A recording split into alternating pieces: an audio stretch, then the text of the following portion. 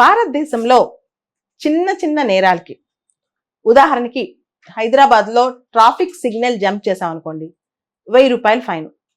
లేదా హెల్మెట్ లేకుండా డ్రైవ్ చేసాం, ఓవర్ స్పీడ్ వెళ్ళాం, ప్రతిదానికి ఒక ఫైన్ అమౌంట్. ఆ ఫైన్ అందరికీ ఒకేలా ఉంటుంది.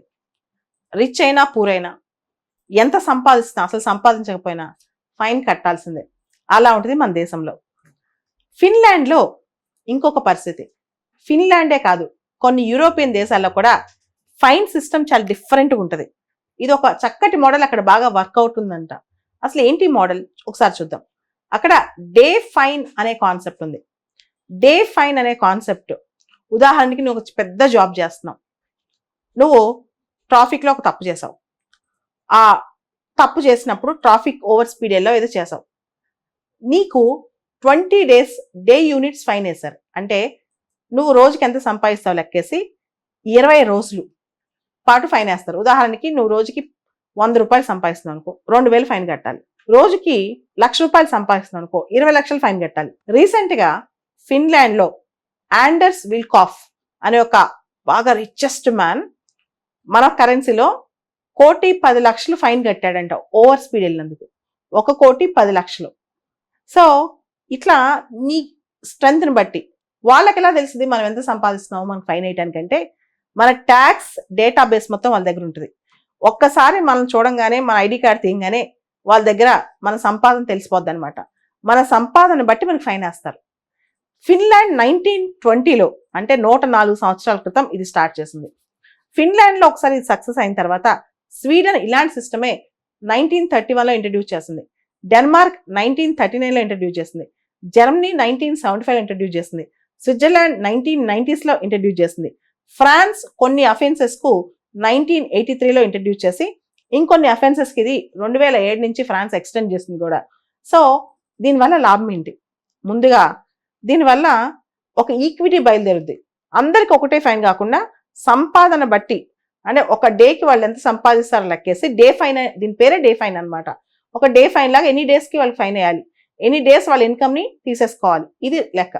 దీనిలో ఒకటి మేజర్గా ఏంటంటే ఈక్విటీ. అందరికీ వాళ్ళ ఇన్కమ్ని బట్టి, వాళ్ళ ఇన్కమ్ లెవెల్స్ని బట్టి వాళ్ళ ఎకనమిక్ ఈక్విటీ అనేది తీసుకొస్తున్నారు. రెండోది, ఇది ఒక డిటరెంట్ ఎఫెక్ట్ లా పనిచేస్తుందంట. ఆదాయాన్ని బట్టి ఫైన్ వేయటం వల్ల కూడా ఇది కాస్త డిటరెంట్ ఎఫెక్ట్ లాగా పనిచేస్తుందంట. జనం కూడా దీని మీద పెద్ద గోల్ చేయట్లా, ఎందుకంటే ఆదాయాన్ని బట్టి ఫైన్ కాబట్టి తక్కువ ఆదాయం వచ్చే వాళ్ళకి నష్టం జరగదు. అండ్ దాంతోపాటు గవర్నమెంట్కి దీనివల్ల చాలా రెవెన్యూ వస్తుందంట. ఈ ఎవరైతే ₹1,00,00,000 పైన స్పీడ్ అయినందుకు ట్యాక్స్ కట్టాడో ఆండర్స్ విల్కాఫ్ ఆయన ఒక మాట అన్నాడంట, గవర్నమెంట్ నా దగ్గర నుంచి హెల్త్ కేర్కి డబ్బులు తీసుకుందాం అనుకుంది, హెల్త్ కేర్కి డబ్బులు తక్కువైనాయి అంట, అందుకని నాకు ఫైన్ వేసిందని చెప్పి. సో గవర్నమెంట్ ఏం చేస్తుందంటే రెవెన్యూస్ పెంచుకునే మార్గం ఇది ఒకటి. అంటే ఎక్కువ సంపాదించే వాళ్ళు చిన్న చిన్న తప్పులు చేస్తే ఫైన్ ఎక్కువ వేయటం. రెండోది భయం కల్పించడం, మీకు ఫైన్లు ఎక్కువ వేస్తామని. దీనికి సంబంధించి ఒక డేటా అనమాట. గ్లోబల్గా ప్రపంచవ్యాప్తంగా 1,00,000 జనాభాకి పర్ ల్యాక్ పాపులేషన్కి 17.4 యాక్సిడెంట్స్, ఫ్యాటల్ యాక్సిడెంట్స్ అవుతుంటే ఫిన్లాండ్ లాంటి దేశంలో 3.4 అవుతున్నాయి. అంటే ఇది డిటరెంట్ ఎఫెక్ట్, యాక్సిడెంట్స్ తగ్గిస్తుంది. అండ్ అలాంటి దేశాల్లో ట్రాఫిక్ రూల్స్ కానీ ట్రాఫిక్ లైసెన్సింగ్ ఇచ్చేటప్పుడు చాలా జాగ్రత్తగా ఎడ్యుకేషన్ ఇచ్చిస్తారనమాట. అన్నిటితో పాటు ఇట్లాంటి చట్టాలు ఉండటం కూడా మంచి జరుగుతుందంట. సో ఇలాంటి చట్టమే భారతదేశంలో కూడా పెట్టొచ్చు కదా. నువ్వు ఎక్కువ ఆన్ చేస్తే నీకు ఫైన్ ఎక్కువ, నువ్వు తక్కువ ఆన్ చేస్తే నీకు ఫైన్ తక్కువ. కానీ భారతదేశంలో ఇంకొక ప్రమాదం ఏంటంటే, ఆ ఫైన్ తగ్గించుకోవడం కోసం కోట్లు ఎర్న్ చేసే వాళ్ళు కూడా మ్యానిపులేట్ చేసేస్తారు. ఎలా? వాళ్ళ ఇన్కమ్ తక్కువ అని చూపించుకోవడం, ఇన్కమ్ ట్యాక్స్ తక్కువ కట్టడం, ఇట్లాంటివి కూడా చేసే ప్రమాదం ఉంది. ఓవరాల్గా స్కాండినేవియన్ దేశాలు, యూరోపియన్ దేశాల్లో ఇది వర్కౌట్ అవుతుంది. దీన్నే డే ఫైన్ యూనిట్స్ అంటే నీకు పనిష్మెంటు నువ్వు చేసిన తప్పును బట్టి, అఫెన్స్ని బట్టి ఎన్ని డేస్ నీ వర్కింగ్ డేస్లో సంపాదించే డబ్బులు ఫైన్ వేస్తున్నావు అనే కాన్సెప్ట్తో ఫైన్ వేసి వదులుతున్నారు అనమాట. ఇది ఫిన్లాండ్లో చాలా సక్సెస్ అయిన మోడల్. ఈ మోడలే భారతదేశంలో కూడా కొన్ని సందర్భాలు ఇంప్లిమెంట్ చేస్తే కొన్ని అఫెన్సెస్ బాగుంటుందని చెప్పి నిపుణులు అభిప్రాయపడుతున్నారు.